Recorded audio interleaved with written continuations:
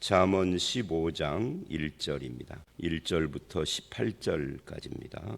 오늘 이 15장 1절로 18절은 전체적인 주제가 뭘까 생각을 해보면 하나님 앞에, 여호와 앞에 드러나는 사람의 마음, 이렇게 주제를 정할 수 있습니다. 11절로 13절이 보면은 거기에 이제 그 핵심이 3절에 감찰하시는 하나님의 눈이 나오고 11절에 하나님 앞에 드러나는 것에 대한 이야기를 합니다. 여호와 앞에, 수올도 아바돈도 여호와 앞에 드러나는데 사람의 마음이리요, 마음도 드러난다, 그런 말씀하는 거죠. 그리고 16절에 여호와 경외로 넘어가서 그 어떤 마무리를 하죠. 그래서 이제 우리가 어디에나 계시는 하나님, 어디에나 계신다, 무소부재 편재 뭐 이렇게 이야기를 하는데 아니 계신 곳이 없다 그러는데 그 말을 이 잠언식으로 이야기를 하면은 어디에서나 바라보고 계시는 하나님의 눈, 이렇게 말할 수도 있을 것입니다. 그러니까 그 하나님의 눈 앞에 사는 것이 경외라고 하면 그게 3절에 감찰이고 16절에 그 여호와 경외라고요. 그리고 11절에 그 하나님 앞에 다 드러난다라고 말을. 그래서 3절, 11절, 16절은 비슷한 말씀을 하고 있는 것이다라고 할 수 있습니다. 요 세 구절을 핵심으로 해서 그 구절들을 앞뒤로 둘러싸고 있는 것들, 그게 이제 말, 듣고 배우는 마음, 또는 재물 문제, 또 분노, 감정 문제, 이런 것들을 다루고 있다라고 보면은 어떤 맥이 있죠. 그래서 1절로 4절 말씀은 맨 처음에 말에 대한 이야기를 해요. 말의 힘을 말을 하고 있죠. 1절 유순한 대답은 분노를, 이 대답이라는 말도 말이니까 분노를 쉬게 한다. 근데 과격한 말은 노를 격동하느니라. 뭐 당연한 이야기 지금 하고 있는 거예요. 유익한 말, 과격한 말, 이렇게 대비를 하고 있죠. 분노를 격동한다, 유발시킨다, 분노를 막 그 표출시키는 그런 어떤 지혜 있는 말, 2절이죠.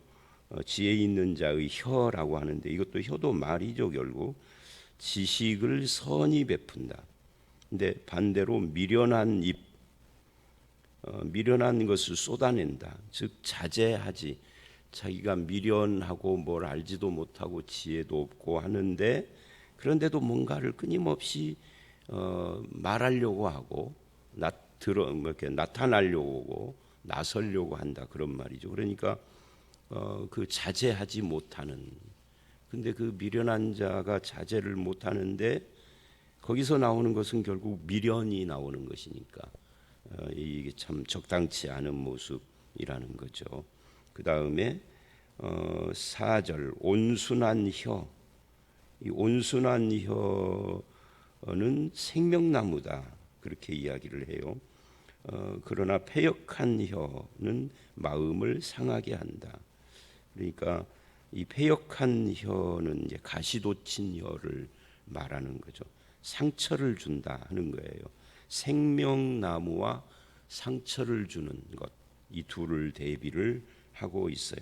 그래서 1절로 4절은 결국은 감찰하시는 하나님 앞에서 뭘 감찰하시느냐 하면 3절에 어디서든지 감찰한다. 그러니까 안 계신 곳이 없으니까 어디든지 하나님은 나를 감찰하는 거죠.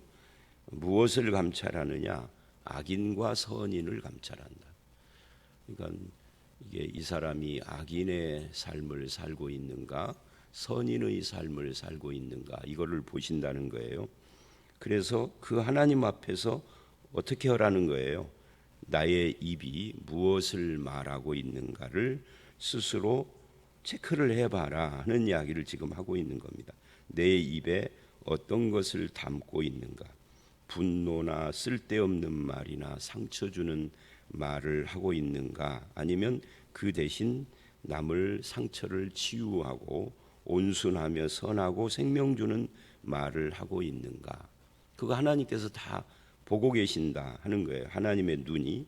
그런데 이 입에서 나오는 그 말들은 그냥 단순히 구강 구조에서 나오는 것이 아니에요. 이 혀와 이 구강 구조에 따라서 구강 구조, 목 구멍 형태 이런 것 따라서 목소리가 다르다고 그러잖아요. 근데 그걸 말하는 게 아니라 그건 소리고, 그리고 요거는 소리를 나오게 하는 기관일 뿐이고, 실제로는 소리 속에 담겨져 있는 이 말의 어떤 감정이나 의미나 사상이나 또는 상대방에게 주는 어떤 전달, 이런 것들은 다 구강에서 나오는 게 아니라 마음에서 나오는 거죠. 그래서 이제 잠언에서 늘 계속 말 이야기가 나올 때마다 마음하고 연결이 되잖아요. 오늘 본문에서는 마음 이야기를 하지는 않으나 읽어보면 이게 다 마음과 관계돼요. 유순한 대답도 마음 이야기고, 분노가 담긴 과격한 말도 마음에서 나오는 거고, 다 그렇잖아요. 온순한 혀도 그렇고, 패역한 그 가시도 친 것도 마음에서 나오지 구강구조에서 나오는 건 아니고. 그래서 우리의 마음을 감찰하시는 거예요. 결국은 말을 감찰하신다는 것은 그 하나님의 눈 앞에서 우리는 어떻게 말을 해야 하는가, 무슨 마음을 품고 어떤 생각을 품고 살아야 하는가 하는 것을 점검해야 한다 하는 거예요. 그래서 이런 자기 점검을 지금 요구하고 있습니다. 하나님 앞에 우리 다 서 있다, 하나님 앞에 다 드러나고 있다 하는 이야기죠. 그 다음에 5절을 보면 아비의 훈계를 업신여기는 자는 미련한 자요, 경계를 받는 자는 슬기로운 자다. 훈계와 경계 거의 비슷한 이야기죠. 이거를 업신여기느냐 받아들이느냐에 따라서 미련하냐 슬기로우냐가 결정된다. 그러니까 요 아비와 자식 이야기를 했는데 조금 이거를 약간 넓게 생각을 하면 듣고 배우려는 자세의 중요성을 지금 말하고 있는 거예요. 이제 이렇게 놓고 보면 10절로 15절하고도 이런 그 주제가 연결이 되죠. 여기서도 듣고 배우려는 자세, 그것을 업신여기는 자, 이것도 이 차이가 마음과 관계가 됩니다. 그래서 도를 10절 도를 배반하는 자는 엄한 징계를 받을 것이요 견책을 싫어하는 자는 죽을 것이니라. 이것도 이제 받아들이고 받아들이지 않고를 이야기를 하는데, 여기서 우리가 주목할 것은 싫어한다 하는 표현이에요. 이게 마음의 이야기를 하고 있는 거죠. 마음에 훈계, 경계, 도 이런 것들을 받아들일 마음가짐이 있는가 없는가, 그걸 지금 말하고 있어요. 특히 이것을 이제 5절에서는 아비의 훈계 그랬는데 10절은 도라고 했다라는 거, 이것이 다를 뿐이죠. 근데 잠언에서 아비의 훈계는 도하고 별개의 것이 아니에요. 아비가 하나님을 대신하는 자로 잠언에서는 나오고 있기 때문에, 그래서 도를 배반하는 자, 근데 그 도를 배반하는 자와 견책을 싫어하는 자가 같은 거예요. 그러니까 하나님의 도가 나를 견책하는데 그거 싫어하는 거예요. 듣기 좋은 말만, 성경 말씀에서도 듣기 좋은 것만. 그래서 이제 이 부분에서 생각나는 것이 뭐냐면, 연초에 송구영신 예배 드릴 때 많은 교회들이 제비 뽑기, 말씀 뽑기 하잖아요. 그 말씀 뽑기가 참 웃기는 것 중에 하나가, 여러 가지 배단이 있지만 그 중에 한 가지만 말을 하면 그 말씀을 미리 정하는 사람이 목사일 거 아니겠습니까? 목사가 어떤 구절만 정하겠어요? 징계하고 견책하고 지적하는 말씀은 할까요, 안 할까요? 안 하죠. 그거 뽑은 사람이 기분 나빠서 교회 다니겠어요? 1년 동안 그 야단치는 말씀 붙잡고 살으라 그러면은 되겠어요? 그러니까 듣기 좋은 말씀만 뽑는 거죠. 그게 무슨 하나님의 말씀이겠어요? 성경을 읽어보면 듣기 좋은 말씀도 있지만 듣기 좋은 말씀을 하기 전에는 반드시 지적하거나 또는 어떤 심판을 선고하거나 아니면은 교정하는 말씀들이 반드시 있거든요. 앞에 나오든 뒤에 나오든 간에 어우러져 있는 거예요. 듣기 좋은 말, 소위 말하면 은혜스러운 말. 우리가 이사야서를 요즘 수요일 날 보지만 이사야서도 그렇잖아요. 1장부터 39장까지는 계속 죄만 지적했잖아요. 40장에 와서 좀 은혜스러운 말씀이 오지만 그래도 은혜스러운 말씀만 되는 것이 아니라 중간에 그 이스라엘의 패역과 이 세상의 우상숭배 죄악들과 이것을 끼워 넣어 가지고 말을 하지, 은혜스러운 말씀이 이제부터 시작된다 해서 그냥 온 천지가 은혜스러운 말로 도배한 건 아니잖아요. 하나님의 말씀은 균형을 잡고 있어요. 근데 인간이 뽑은 말씀은 듣기 좋은 말만 뽑는 거죠. 근데 그런 식으로 이게 도를 배반하는 자가 견책을 싫어하는 자인데, 이게 듣기 싫은 말은 싫어하는 거죠. 근데 그거는 바른 자세가 아니다 하는 거예요. 듣기 싫은 말도 받아야 생명인 거죠. 그러니까 견책을 싫어하는 자는 죽을 것이다, 이 말은 반대로 하면은 견책을 좋아하는 자는 살 것이다, 생명이라는 거잖아요. 그러니까 이런 말씀들이 지금 그런 그 듣고 배우려는 자세, 이 겸손한 자세에 대한 중요성을 말하고 있는 겁니다. 또 11절을 보면 스올과 아바돈도 그러는데, 여기 아바돈이라는 것은 파멸 또는 죽음의 자리를 말합니다. 그러니까 수올하고 비슷한 거예요. 수올이 무덤을 가르치고 지옥을 상징하잖아요. 그러니까 그런 수올이나 아바돈도 요 앞에 드러나는데 사람의 마음이 하물며 드러나지 않겠는가. 그래서 결국은 견책을 좋아하느냐 싫어하느냐, 도를 배반하느냐, 도에 충성스러운 자냐, 또는 훈계를 받느냐 못 받느냐 하는 것은 다 사람의 마음과 같다. 근데 그 사람의 마음에서 나오는 건데 그거를 하나님이 다 보고 계신다. 하나님께 다 드러난다. 그러니 결국은 12절 거만한 자가 되면은 견책을 좋아하지 않는데 하나님은 그 거만함을 아시는 거죠. 지혜 있는 자에게로 가지에도 않는다. 거만한 자는 견책을 싫어하기 때문에 지혜 있는 자에게 안 간다. 지혜 있는 자에게 가면은 내가 좋아하는 말만 하지 않고 내가 싫어할 만한 말도 하니까 안 간다 하는 이야기예요. 듣기 좋은 소리만 듣고 싶은 것이죠. 근데 이런 부분에서 제일 타협할 위험이 많은 존재가 목사입니다. 성도들 전체가 좋아할 말을 해야 하잖아요. 설교 시간에. 안 그러면은 싫어하니까. 싫어할 뿐만 아니라 교회를 떠나게 되니까. 부흥의 장애 요인이 돼요. 좋은 말만 해야 하는 거죠. 근데 이게 제일 큰 도전이고 유혹이고 그래요, 목사에게는. 그래서 이런 부분, 그래서 이제 성경이 하는 말을 그대로 해야, 그대로라기보다는 우리에게 그대로 적용해서 말을 해야 한다라고 생각을 하지만 그거 쉬운 것이 아니다. 오늘 말씀하고 똑같은 이야기입니다. 그래서 이제 이런 이야기를 하면서 14절도 명철한 자, 앞에는 도를 배반한 자, 견책을 싫어하는 자, 거만한 자를 쭉 이야기했다면은 14절은 반대로 명철한 자의 마음은 그래요. 이 마음이 나오죠. 지식을 요구하고 미련한 자의 입은 미련한 것을 즐기느니라. 이 마음과 입이 연결돼 있어요.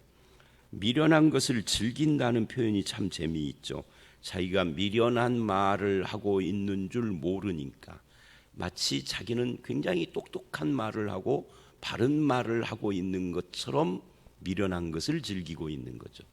주변을 보면 이런 잠언 말씀이 어떤 때는 현실하고 안 맞는 경우도 있지만 대부분은 현실에서 우리가 많이 겪고 있는 실제 이야기들이 많아요. 이런 14절 말씀도 보면 인생을 살아오면서 많은 사람들을 만나셨잖아요.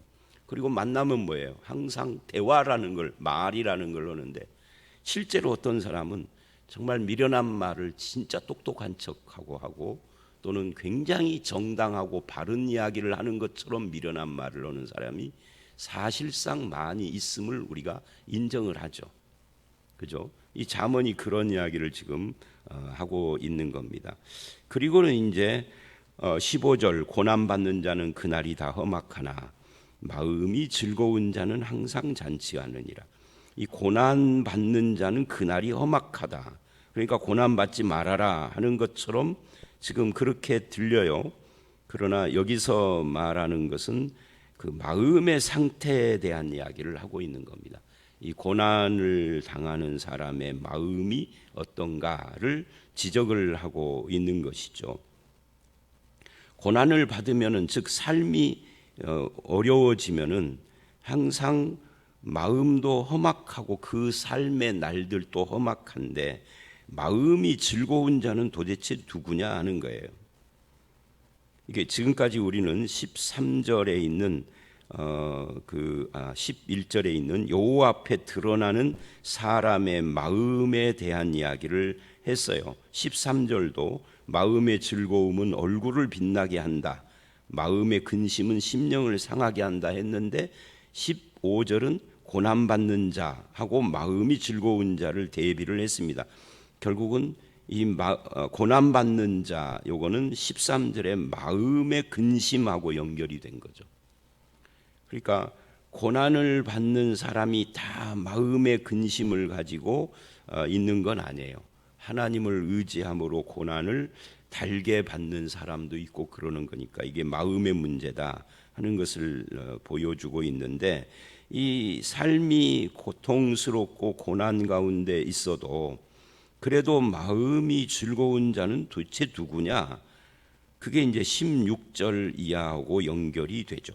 16절을 보면 가산이 적어도 이 가산이 적은 가난이니까 이 가난도 일종의 고난 속에 들어가는 거죠. 그래도 여호와를 경외하는 것이 크게 부하고 번뇌하는 것보다 이 번뇌의 반대가 즐거움이죠. 그러니까 가산이 적어도 하나님을 경외하는 자는 즐거움이 있다는 거죠. 그러나 재산이 크게 많아도 번뇌, 고통이 있고 늘 근심이 있고 이런 사람이 있다. 그래서 이 둘을 대조하고 있는 겁니다. 하나님을 경외하는 자는 하나님의 위로를 받고 그 상처가 치유되고 견딜 수 있는 힘을 얻습니다. 그 경외함 자체에서. 이 경외를 믿음이라고 바꾼다면 믿는 자는 견딜 수 있는 힘을 얻어요. 상처가 없는 건 아니지만 그게 치유돼요. 믿음 안에서. 그래서 기쁨을 잃지 않는다 하는 것을 15절은 말하고 있는 겁니다. 그러니까 진정한 행복은 경외에 있지 재산 유무에 있는 건 아니다 하는 것을 말하고 있죠. 그래서 16절, 17절 이것은 6절 말씀하고도 연결이 됩니다. 그러니까 이 15장은요. 앞부분에서 어떤 것을 말해 놓고 뒷부분에 그걸 보충하는 듯한 그런 구조로 되어져 있어요. 6절을 보면 의인의 집에는 많은 보물이 있어도 악인의 소득은 고통이 되느니라. 근데 이게 16절을 보면은 의인의 집에는 많은 보물이 있다고 그랬는데 16절은 가산이 적어도 이래요. 그러니까 의인의 집에는 많은 보물이 있으니까 부자여야 할 거 아니에요. 근데 그렇지 않고 가난할 수 있음을 말하고 있는 거예요. 그런다 할지라도 이 의인 즉 여호와를 경외하는 것이 훨씬 부하고 번뇌하는 것보다 낫다라고 지금 말하고 있는 거예요. 그러니까 재산과 음식 먹을 것이 많아도 번뇌하고 서로 미워하고 불화하고 17절 채소를 먹으며 서로 사랑하는 것이 살찐 소를 먹으며 서로 미워하는 것보다 낫다. 그러니까 미워하고 불화하는 거죠. 번뇌하고 그런 것보다 하나님을 경외하는 그런 것을 중심으로 해서 서로 사랑하며 사는 삶이 복되다. 그래서 우리 가정이나 나 개인이나 우리 교회의 모습이 어떤가? 하나님을 경외하며 서로 사랑하는가? 그러니까 요약하면 이거예요. 위로는 하나님 사랑, 수직적으로는 수평적으로는 이웃을 또는 가족을, 형제를 사랑하는 이 삶, 이것이 신구약 성경 전체에서 하나님이 우리에게 요구하는 거죠. 율법의 강령이 뭐냐? 율법의 요약, 율법 전체의 핵심 요약이 바로 하나님 경외와 이웃 사랑이다. 그래서 이제 옛날 사람들은 우리 저보다 한 대나 두 대 윗분들은 한문이 주를 이루는 세대여서 이런 것도 한문으로 많이 표현을 했죠. 뭐 경천예인 뭐 이런 식으로 그런 식으로 표현을 했는데 그 말이에요. 경천예인이라는 것이 경천, 하나님을 경외하고, 천이 하나님, 그러니까 한문으로 그냥 하늘인데 기독교인들은 그걸 하나님이라고 생각을 한 거죠. 그래서 하나님을 경외하고 사람을 사랑한다. 그게 성경의 요약이나 마찬가지, 그리스도인의 삶의 요약인 거죠. 근데 그렇게 사는 것이 복되다 하는 이야기를 지금 하고 있는 겁니다. 그리고 18절을 보면 분을 쉽게 내는 자는, 이 분을 쉽게 내는 자는 사람을 사랑하는 자가 되기가 어렵죠. 다툼을 일으켜도 노하기를 더디하는 자는 시비를 그치게 한다라고 결론을 내렸어요. 7절로 9절 말씀을 우리가 좀 건너뛰어 왔는데 거기를 다시 가보면 거기도 대조를 하고 있죠. 지혜로운 자의 입술은 지식을 전파해도 미련한 자의 마음은 정함이 없느니라. 이 정함이 없다 하는 거, 이 정함이 없으니까 늘 흔들리는 거예요. 그러니까 미련한 자는 늘 마음이 왔다 갔다 하고 흔들리고 요동을 친다는 거예요. 그리고 8절 9절 악인의 제사 여호와께서 미워하셔도 정직한 자의 기도는 그가 기뻐하시느니라. 9절 악인의 길은 여호와께서 미워. 그러니까 여호와께서 미워하는 삶, 여호와께서 기뻐하는 삶, 이거를 대조를 하고 있죠. 공의를 따라가는 자는 그가 사랑하시느니라.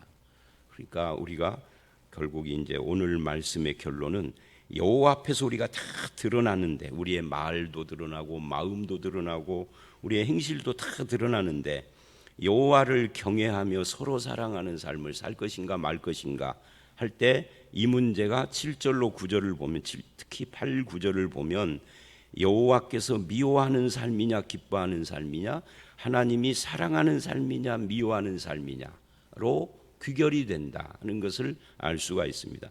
여호와께서 기뻐하던 미워하던 난상과 난해, 이런 사람들이 꽉 찬 세상이잖아요. 안 믿는 사람들은 다 그렇게 사는 거고, 심지어 믿는 사람들조차도 하나님께서 그거 싫어하시는데, 하나님께서 싫어하던 말던 나는 내가 원하는 걸 하고야 말 거예요. 이제 믿는 사람들조차도 그런 인생관이 많다는 거죠.